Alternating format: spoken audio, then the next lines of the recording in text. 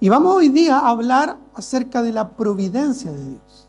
¿Y por qué digo que esto nos cuesta? Porque muchas veces en la providencia de Dios nos cuesta dejarle a Él tomar el control de nuestra vida.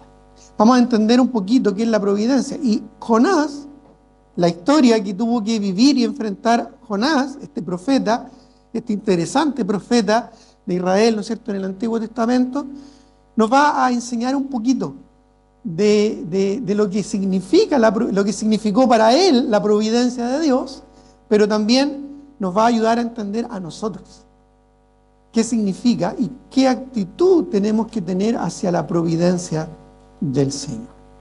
Según el diccionario de la Real Academia Española, providencia no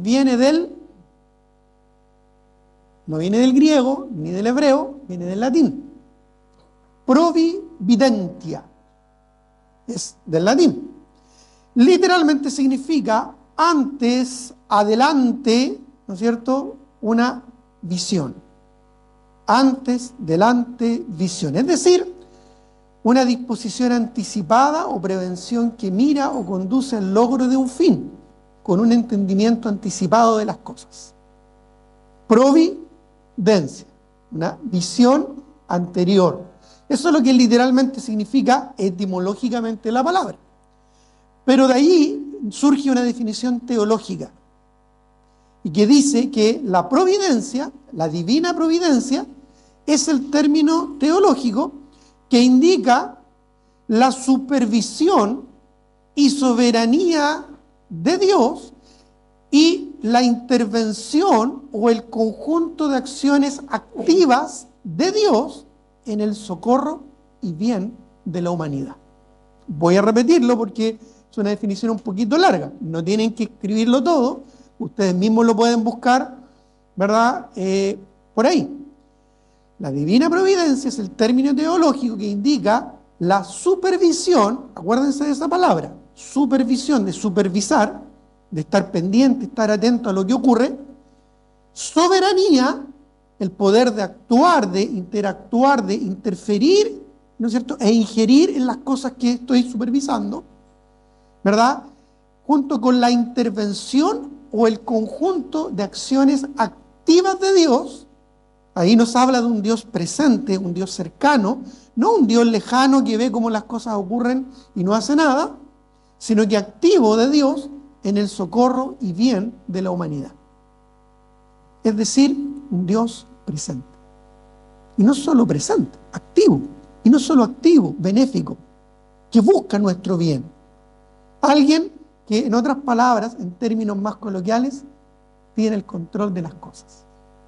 Y digo que esto quizás a veces es difícil de asimilar, porque como seres humanos, normalmente tenemos la intención, el deseo, e incluso tenemos intrínsecamente, ¿verdad?, en acción el concepto de nosotros tomar el control de las cosas. Quizás por nuestro egoísmo, quizás por nuestro orgullo, quizás simplemente por nuestra propia inmadurez. A veces pensamos que tenemos el control de las cosas, el manejo del tiempo. Los jóvenes, por ejemplo, piensan que tienen toda su vida por delante, hasta que un accidente, una enfermedad, un problema les cambia completamente esa perspectiva. Y ahí recién se dan cuenta que no tienen el control del tiempo. Aún como adultos pensamos que tenemos o manejamos las cosas, ¿verdad?, porque tenemos la experiencia, porque tenemos el conocimiento, hasta que nos damos cuenta que algo ocurre y ya no tenemos el control y ya todo aquello que yo sentía como seguro se desvanece. Así es que es importante que nosotros comprendamos de qué se trata la providencia de Dios. Vamos a Jonás, por favor, capítulo 1. Y vamos a leer el capítulo 1, que dice así. Pongamos atención.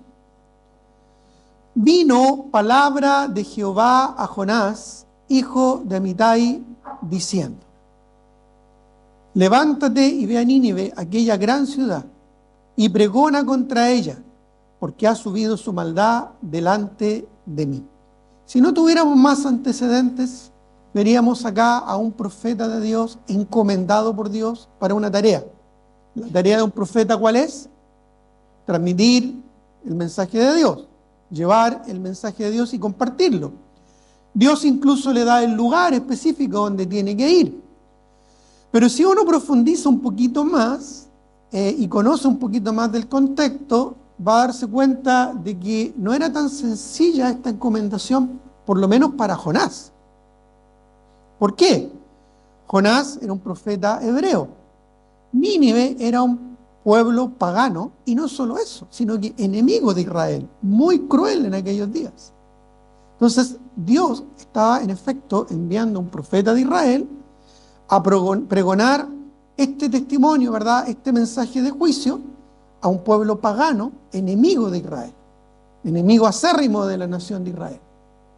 Jonás, básicamente, tenía la responsabilidad de llevarle la palabra de Dios a aquellas personas que probablemente él más despreciaba, probablemente como hebreo más desconfiaba, probablemente él, ¿verdad?, como profeta de Dios más quería en el fondo su aniquilación. Pero allá le envía Jehová para que pregone contra ella. Incluso el mensaje inicial era un mensaje de juicio. Y aunque Jonás no quería tener nada que ver con ellos, por último, por una actitud infantil o inmadura, podría haber dicho, bueno, voy a ir a predicarle juicio de parte del Señor. Aquellos que conocemos un poquito más la historia, sabemos lo que pasó. Aquellos que no la conocen, la voy a leer para que puedas tener una idea de la actitud que tomó Jonás ante este mandato. Y Jonás se levantó, pero no para ir a Nínive a predicar la palabra. Se levantó, se puso de pie para huir de la presencia de Jehová. Se fue a Tarsis, dice, y descendió a Jope, y halló una nave que partía de Tarsis, un puerto ahí, ¿verdad?, en la zona oeste de Israel, frente al mar Mediterráneo. Dice que llegó ahí a este puerto, a Tarsis, y pagando su pasaje, una redundancia interesante en el escrito del texto, porque básicamente son dos palabras similares que se suman, pagando el pasaje, pagando lo compró, es lo que dice literalmente. Entró en esta nave, en ella, dice, para irse con ellos a Tarsis, lejos de la presencia de Jehová. Dios lo envió en dirección este, él literalmente se fue en dirección oeste. ¿Se fijan? O sea, completamente en contraste con el mandato del Señor. Dios lo envió para allá, no, este está para allá, Dios lo envió para allá, él se fue para allá. Y tomando una nave, pagando el precio de la nave, él de su propio bolsillo, ¿verdad?, pagó para irse, alejarse del llamado del Señor. Dice el versículo 4. Pero Jehová, y ese pero, hermano, es bien importante porque ahí ya empezamos a ver la providencia de Dios, la intervención de Dios, cómo Dios tiene el control y a él nada se le escapa. Pero Jehová hizo levantar un gran viento en el mar, y hubo en el mar una tempestad tan grande que se pensó que se partiría la nave. Esa nave que Jonás pagó el precio para huir de Jehová, ¿verdad?, o intentar huir de la presencia del Señor, de la mano del Señor. El Señor hizo así nomás, ¿verdad?, y se levantó un gran viento que generó una tempestad terrible, tremenda. Es más, miren lo que dice en el versículo 5. Y los marineros, que eran probablemente hombres avesados en su oficio, con expertise, con tiempo de mar, ¿verdad?, estos marineros que probablemente habían visto muchas cosas en el mar y se jactaban, ¿verdad?, ahí en sus tabernas de grandes sustos y grandes desafíos que habían logrado en su vida, ¿qué dicen? Tuvieron miedo. O sea, realmente, para que los marineros tuvieran miedo, es porque tiene que haber sido una tempestad tremenda. Y cada uno estaba tan compungido que dice que clamaba a su Dios. Claro, eran de diferentes naciones. Y lo más paradójico es que por el lenguaje que se utiliza acá, es muy probable que estos marineros hayan sido, si no asirios, descendientes de los asirios. Y estos eran ninivitas. El mismo pueblo al que el Señor estaba enviando a Jonás. Por el lenguaje que se utiliza, podemos llegar a esa conclusión, en su original. Y dice que echaron al mar los enseres que había en la nave. Esto es ya cuando tú estás desesperado, y es o la vida o la nave, para descargarla de ellos. Pero mira cuál fue la actitud de Jonás. Desde un principio fue una actitud apática. No tuvo misericordia de los ninivitas, menos la iba a tener de estos marineros, que al parecer eran de esa raza, de esa etnia. Pero Jonás había bajado al interior de la nave y se había echado a dormir. Como si el dormir, el sueño, como si la depresión pudiera solucionar algo. Simplemente él pensó, bueno, hasta aquí nomás llegué, y no le importó su vida, pero tampoco le importó la vida de aquellos que estaban a su alrededor. Y el patrón de la nave se le acercó y le dijo: ¿qué tienes, dormilón? Qué vergüenza, ¿no es cierto? Qué vergüenza. ¿Te has quedado dormido alguna vez? ¿Y alguien te ha tenido que despertar? ¿Cómo se siente? No se siente muy grato, ¿verdad? No sé qué habrá sentido Jonás, pero fue fuerte la reprensión. Levántate y clama a tu Dios.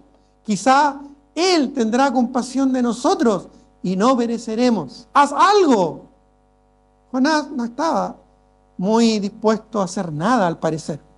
Y dijeron cada uno a su compañero: venid y echemos suertes para que sepamos por causa de quién nos ha venido este mal.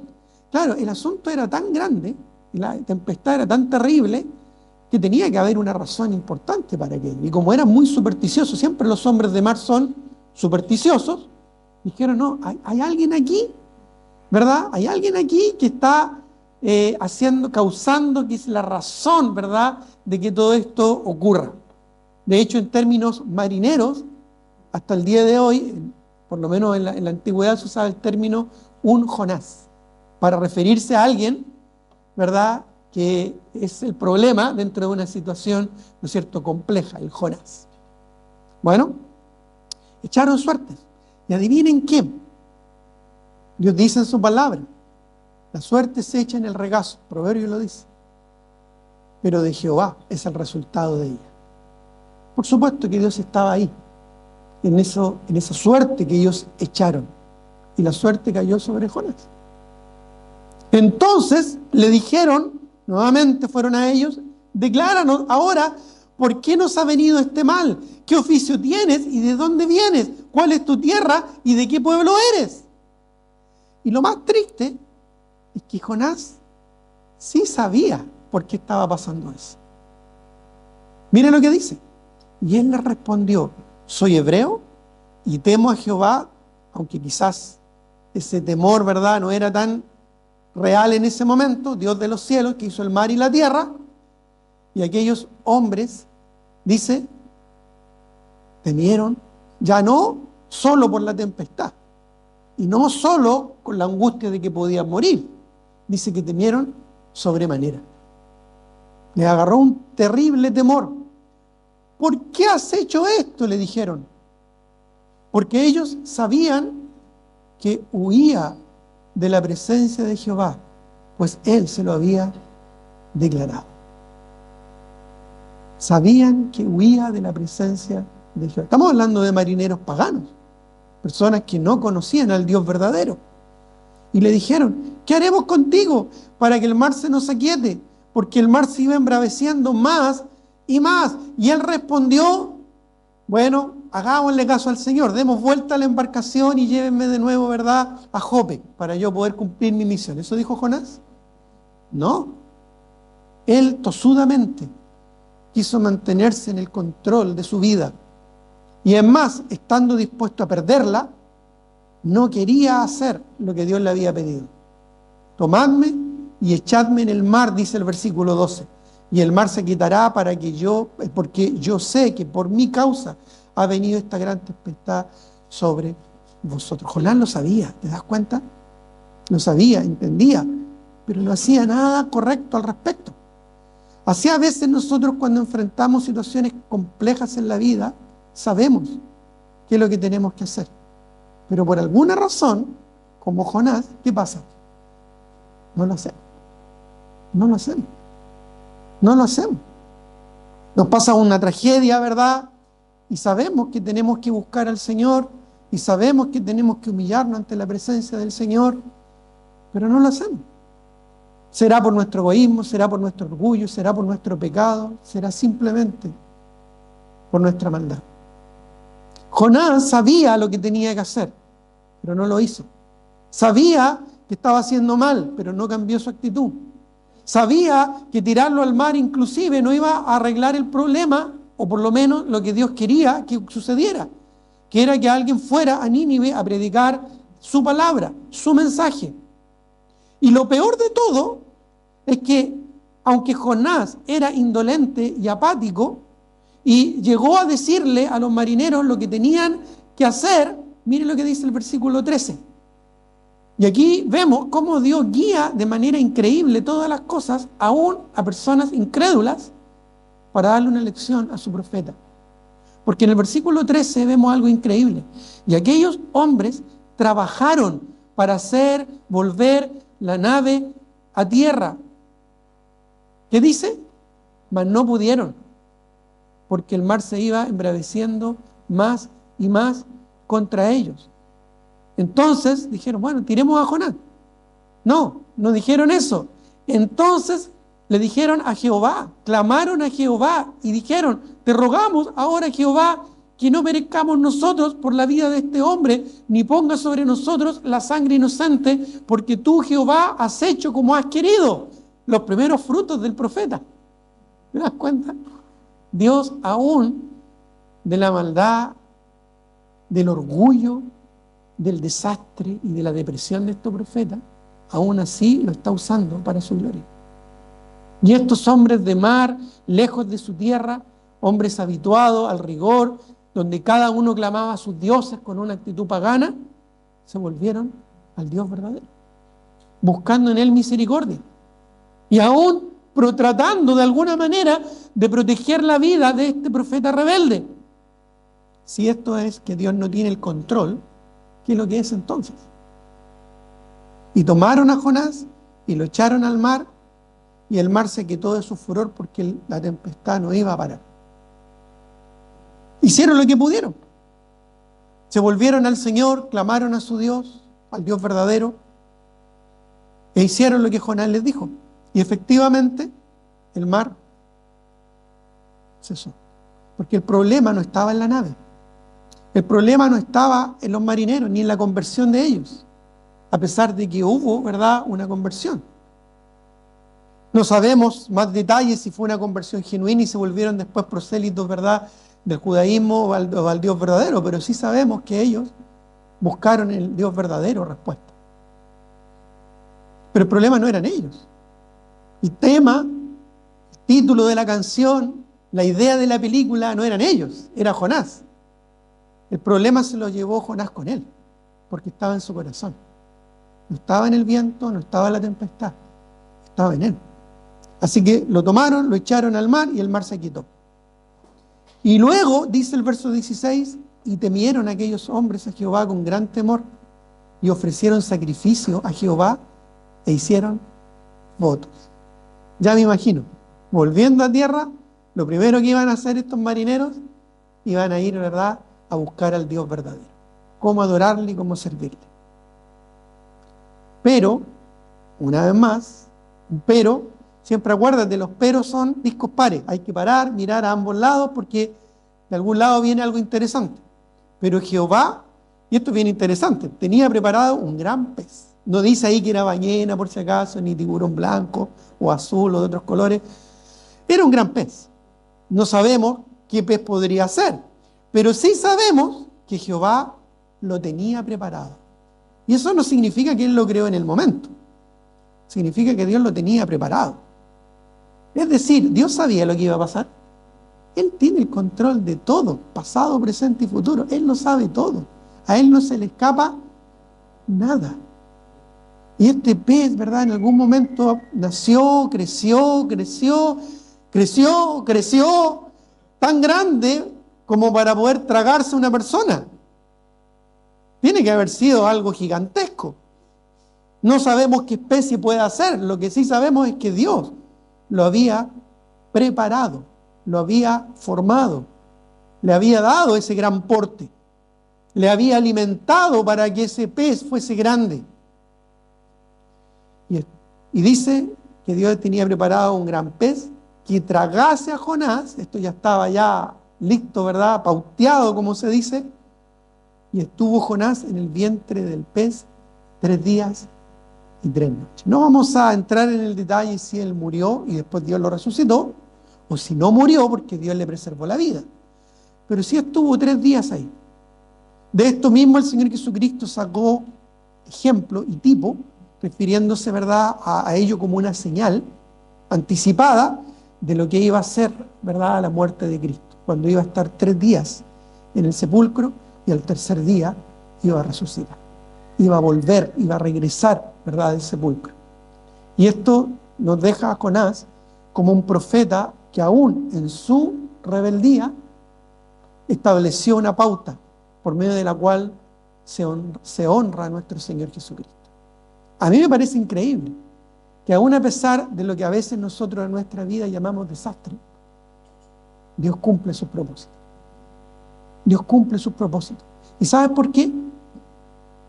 No solo porque Él tiene el control y Él hace lo que quiere, sino porque nos ama, sino porque es paciente para con nosotros, sino porque quiere tener un vínculo con nosotros. No es solamente que las cosas pasen, es porque pasan con un propósito. ¿No nos dice la Escritura en Romanos capítulo 8 que todas las cosas ayuden a bien, conforme a los que su propósito son llamados? ¿No nos dice eso la Escritura? ¿Por qué a veces desconfiamos del Señor? ¿Por qué a veces nos desesperamos, nos angustiamos o entramos en depresión si sabemos, si entendemos que Dios tiene el control? ¿Qué le pasó por la mente a Jonás?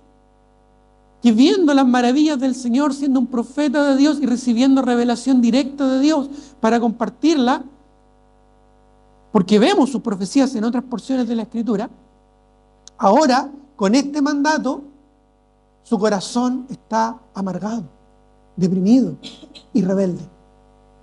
¿Qué sentido tuvo para Jonás todo esto? Si aún en su rebeldía Dios mostró su providencia. Porque eso es lo que significa la providencia.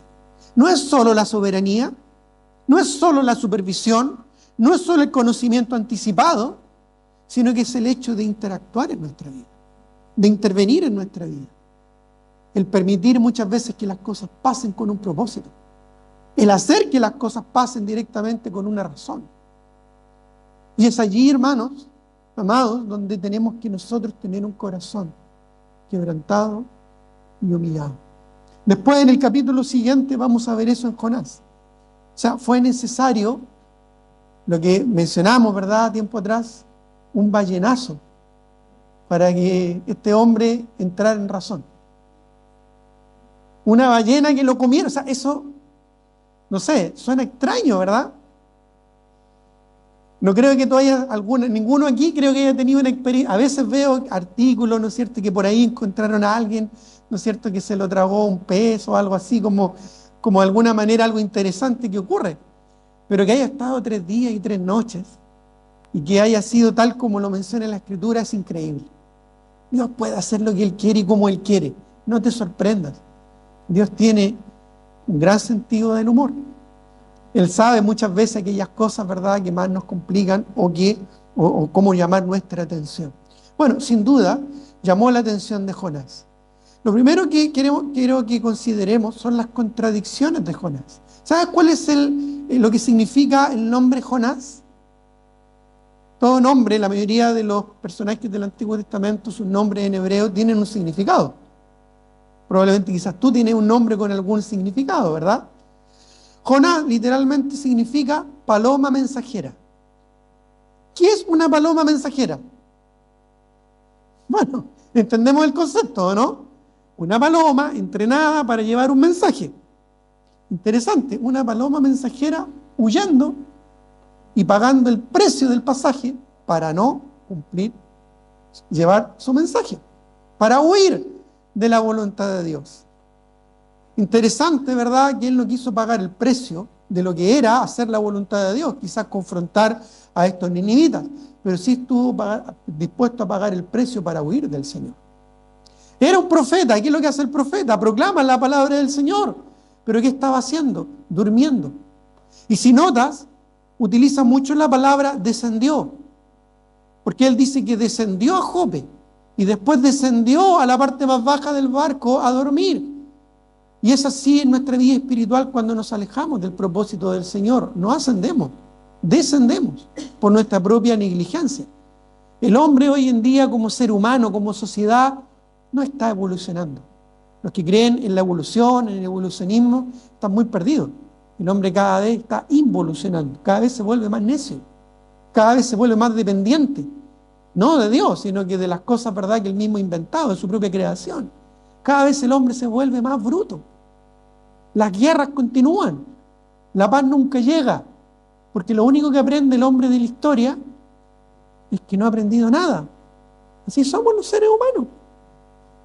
Mira la sociedad como está hoy en día, no solo en nuestro país, en el mundo.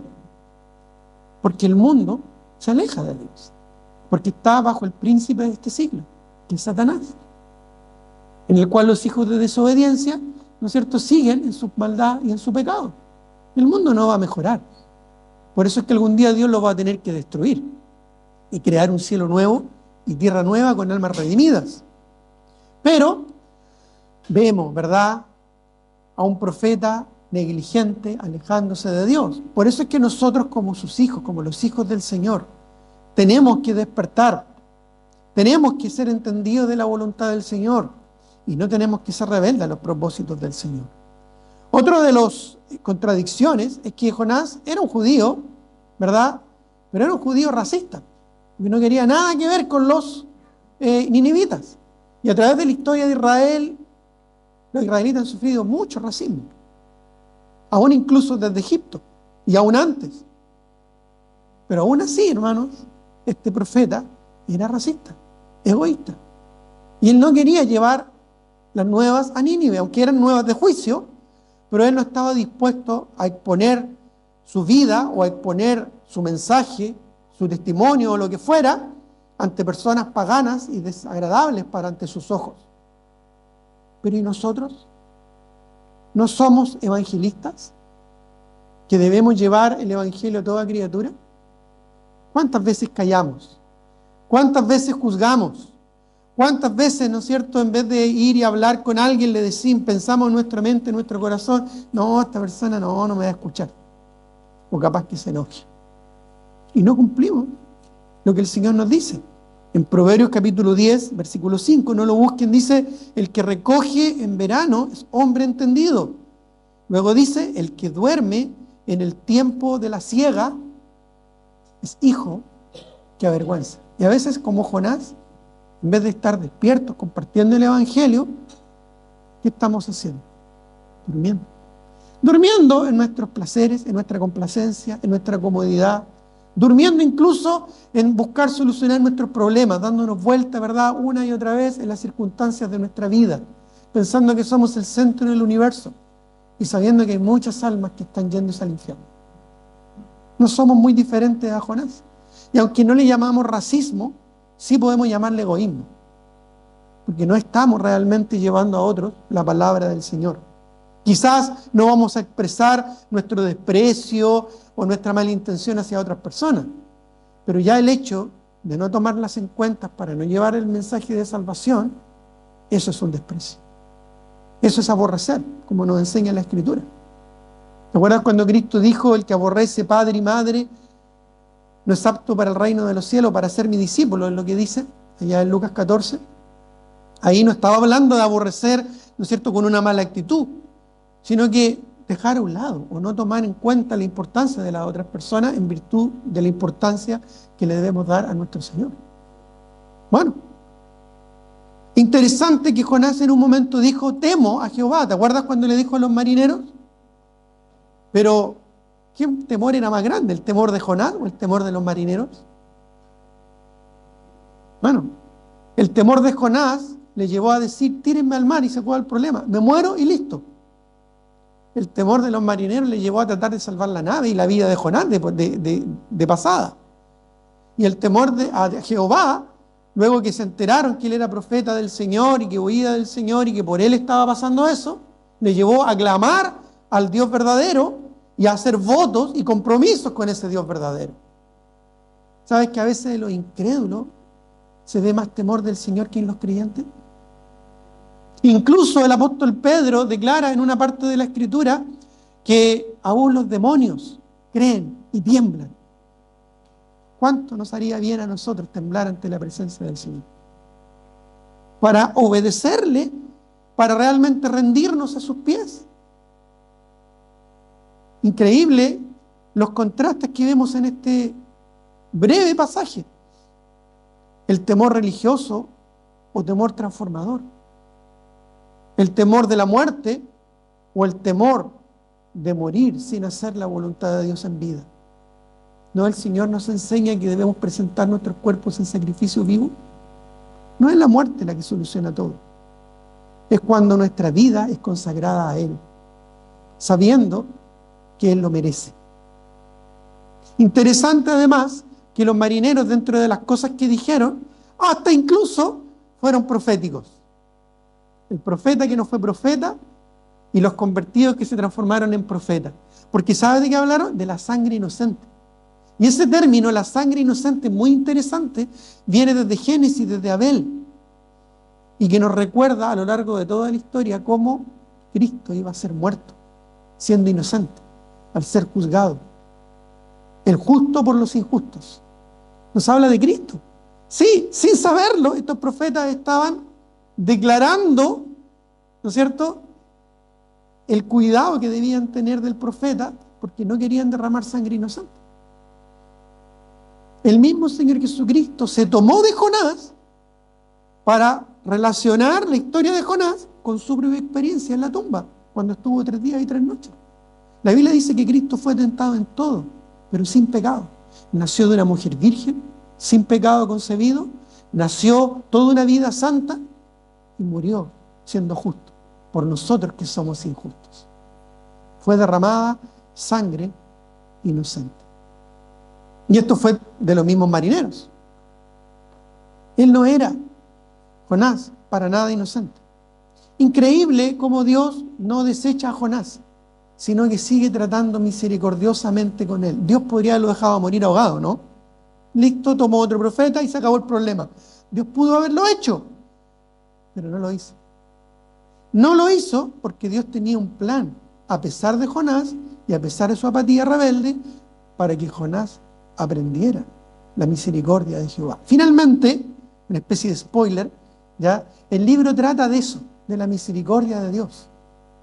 Porque es un mensaje en realidad no solo profético, sino que la nación de Israel, ¿cuál era su propósito?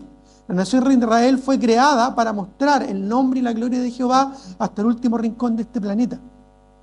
La nación de Israel fue creada para mostrar las maravillas del Señor. Y ellos, en su egoísmo, como Jonás, no lo hicieron. Por eso Dios los dejó a un lado y va a volver a tratar con ellos. Pero hoy en día trata a través de la iglesia. Y es el mismo propósito, para que anunciemos las virtudes de aquel que nos llamó de las tinieblas a su luz admirable, dice la Escritura. Para mostrar en el mundo su nombre, su gloria y su salvación a toda etnia y toda nación, hasta lo último de la tierra. Porque para eso somos testigos, de lo que Dios ha hecho en nuestra vida y de lo que puede hacer en la vida de multitudes que no conocen aún a Cristo. Dios sigue su plan, Dios sigue su propósito. Dios no nos desecha porque nos ama. Y en esto vemos la providencia del Señor. Dios sigue teniendo el control. No se le ha escapado esto. En su soberanía Dios da libertad al hombre para que el hombre decida. Y Jonás decidió. Pero eso no afecta a la soberanía de Dios, porque Dios tiene el control. Porque Dios sabe todas las cosas. Y en la crisis, que es lo segundo que quiero que atendamos, en la crisis de la tormenta, Dios preparó, y del pez, Dios preparó todo esto para ser cercano y activo en la vida del profeta. Dios preparó la tormenta y Él la calmó. ¿Te fijaste en ese detalle?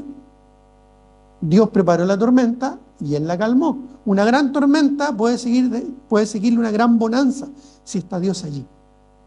Pero hasta que nos resistamos, hasta que dejemos de resistirnos más bien y nos humillemos ante el Señor, eso no va a ocurrir. Y el caos que ocurra en nuestra vida no va a parar hasta que reconozcamos la soberanía del Dios vivo y verdadero, como lo hizo Nabucodonosor, ¿te acuerdas? Cuando pasaron, ¿no es cierto?, tiempo sobre él, años, y él después se arrepintió y buscó al Señor de los cielos y lo reconoció como el Dios de los cielos. Dios hiere, hermanos, pero Él sana. Mire lo que dice Deuteronomio 32, 39. Si no alcanzas a llegar ahí, pon atención. Deuteronomio capítulo 32, el versículo 39, dice la palabra del Señor. Ved ahora que yo soy, hablando aquí de Jehová, y no hay dioses conmigo. Yo hago morir y yo hago vivir. Yo hiero y yo sano. Y no hay quien pueda librar de mi mano. Mire lo que dice Isaías, capítulo 30.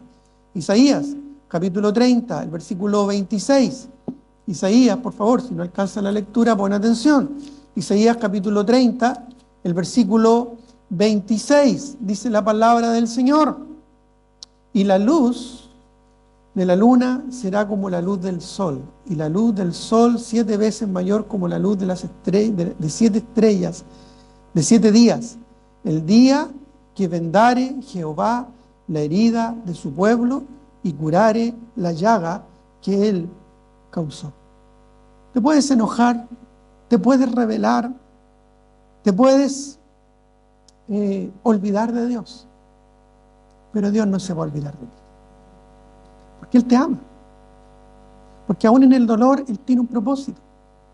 Te puedes confundir, te puedes angustiar, te puedes deprimir. Pero Dios tiene un plan. Él sigue teniendo el control. Él sabe. Él entiende. Él te conoce. Y solo Él te puede sanar. Solo Él puede arreglar el problema. Solo Él puede hacer que de las tinieblas salga la luz. Si el problema era la huida de Jonás, podrían resolverlo volviendo a Jope, pero no lo quiso.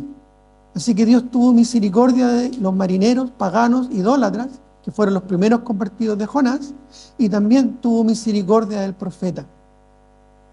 Es más, si volvemos a nuestro texto, ahí en Jonás, capítulo 2, versículo 1, dice: entonces oró Jonás a Jehová su Dios desde el vientre del pez y dijo: invoqué en mi angustia a Jehová y Él me oyó. Desde el seno del Seol clamé y mi voz oíste. Y dice el versículo 10, saltemos ahí, después vamos a ver ese pasaje si Dios lo permite. Y mandó Jehová al pez y vomitó a Jonás en tierra. Interesante que a veces un animal es más obediente que un ser humano, ¿no? Un animal que no tiene tanto cerebro, ¿verdad?, es capaz de entender una orden y obedecerla. Pero es interesante que el término que se menciona acá es que no solamente lo dejó en la orilla, no lo dejó en la playa. Cuando dice que vomitó a Jonás en tierra, ese término en hebreo significa que en medio de la tierra. No sé cómo llegó el pez ahí. Quizá alguien lo pescó y lo sacó para afuera, no tenemos ese detalle, o el pez agarró vuelo y entró lo que más que pudo y ahí lo vomitó. Pero la palabra que se utiliza ahí en el original es bien particular, porque da la idea de que lo dejó bien puesto en la tierra. Jonás, no te quiero en el mar, te quiero aquí. Anda y haz lo que tienes que hacer. Y de hecho lo vemos más adelante, cómo vino palabra nuevamente en el capítulo 3 a Jonás y le dijo exactamente lo mismo. Ve y proclama, ¿no es cierto?, este mensaje en Nínive. Las crisis, hermanos, son oportunidades. Oportunidades para tomar decisiones, para asumir actitudes. Oportunidades para reflexionar, para pensar, pero sobre todas las cosas, para alzar nuestros ojos al Dios verdadero y buscar respuestas en Él. Cuando una enfermedad, cuando un dolor, cuando una crisis, cuando una aflicción llega a nuestra vida, es importante que nosotros tengamos un corazón humilde y busquemos al Señor. Le busquemos de todo corazón. sabiendo que Él tiene el control de todas las cosas, sabiendo que Él tiene en su mano los tiempos. Los marineros trataron de salvarle la vida a Jonás. Los marineros reconocieron al Dios vivo y verdadero. Jonás reconoció su pecado, aunque no hizo nada para remediarlo. Simplemente dijo, huyo de la presencia de Jehová. Generalmente las crisis manifiestan lo mejor o lo peor de nosotros. Nosotros, ¿verdad? Como pueblo chileno sabemos de qué es eso, ¿no? Los terremotos. Afloran lo mejor de nuestra etnia, pero también lo peor. Lo mejor, ¿verdad? Como la solidaridad, el compromiso, ¿verdad? La ayuda. Somos buenos para eso, campeones del mundo en eso. Estamos bien entrenados, ¿no? Pero también, ¿verdad? Lo peor, con los saqueos, con los robos, con la maldad, con las cosas malas que a veces brotan de nuestro corazón, como la corrupción. Bueno, las crisis son así, tienen sus propósitos. Siempre me acuerdo de una porción que una vez la compartí, incluso la pusimos ahí en el diario Mural, lo que se supone que en alguna vez Einstein citó. No sé en realidad si lo habrá hecho él, pero suena bonito. Él dijo, no pretendamos que las cosas cambien si siempre hacemos lo mismo. La crisis es la mejor bendición que puede sucederle a las personas y los países, porque la crisis trae progreso. La creatividad nace de la angustia, como el día nace de la noche oscura. En la crisis en la crisis es que nace la inventiva, los descubrimientos y las grandes estrategias. Quien supera la crisis se supera a sí mismo sin quedar superado.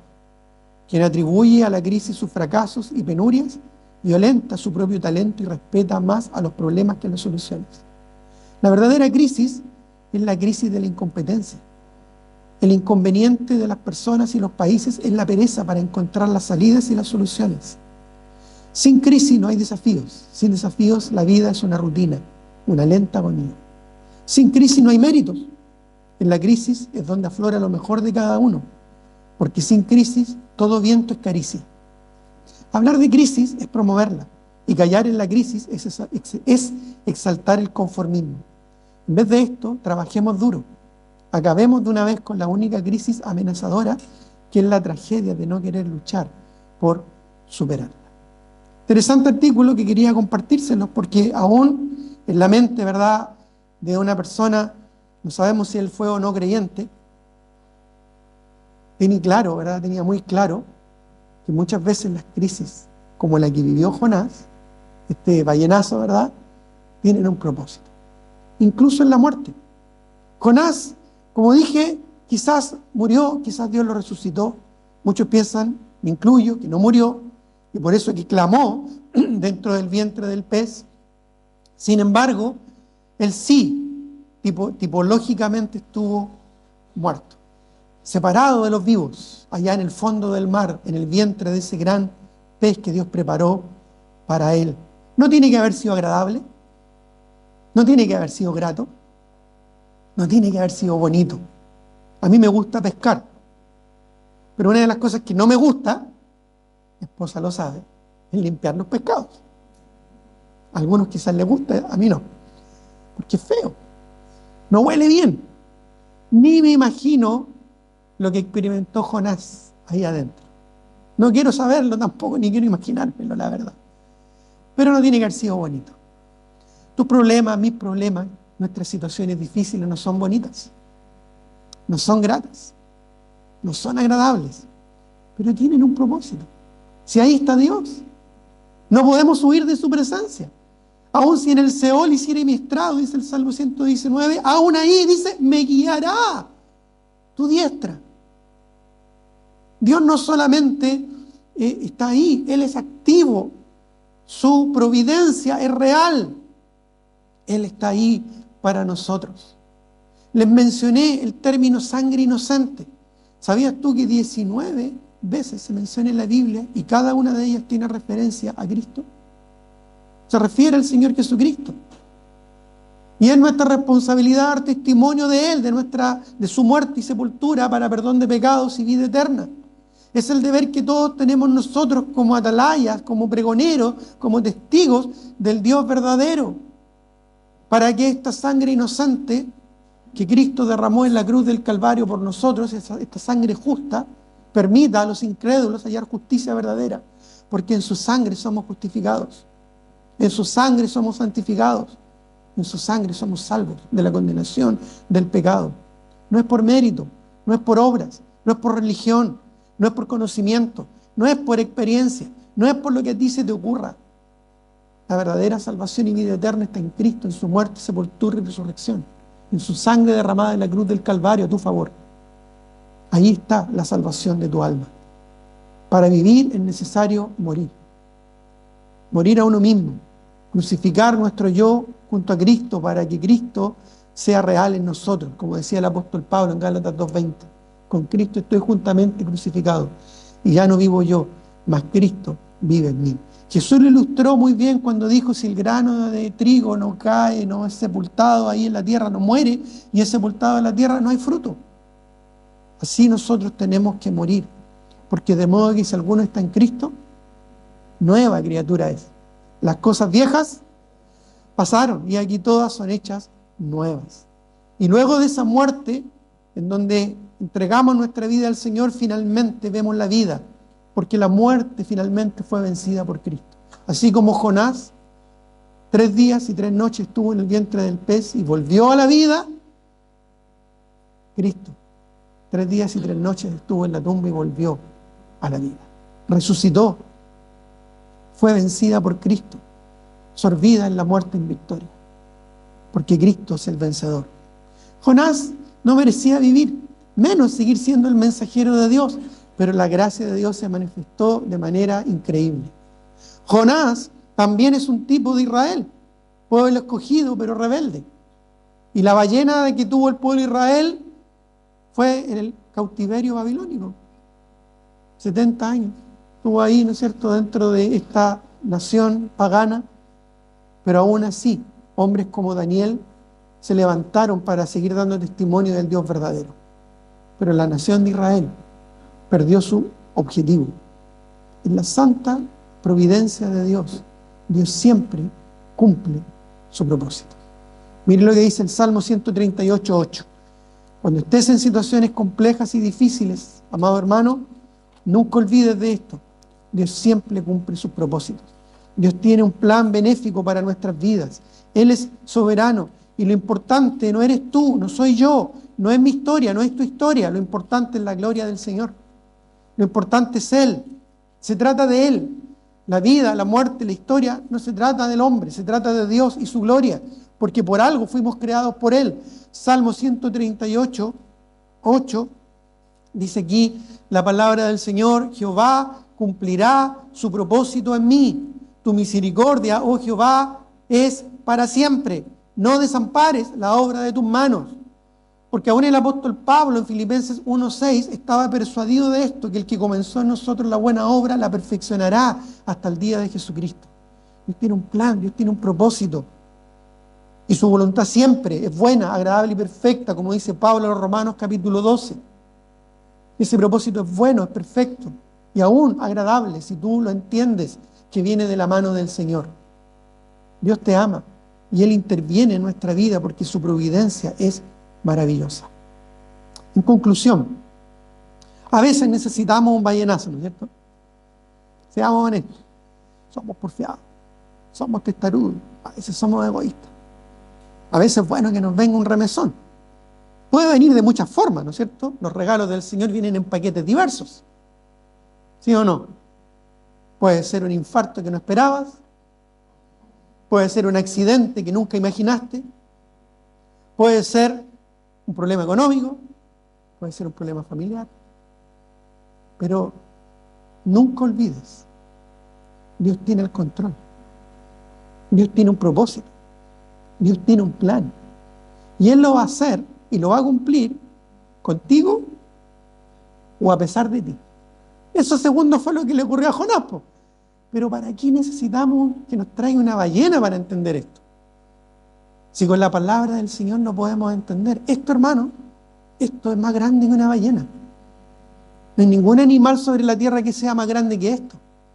Aquí, hermanos, tenemos la voluntad del Señor.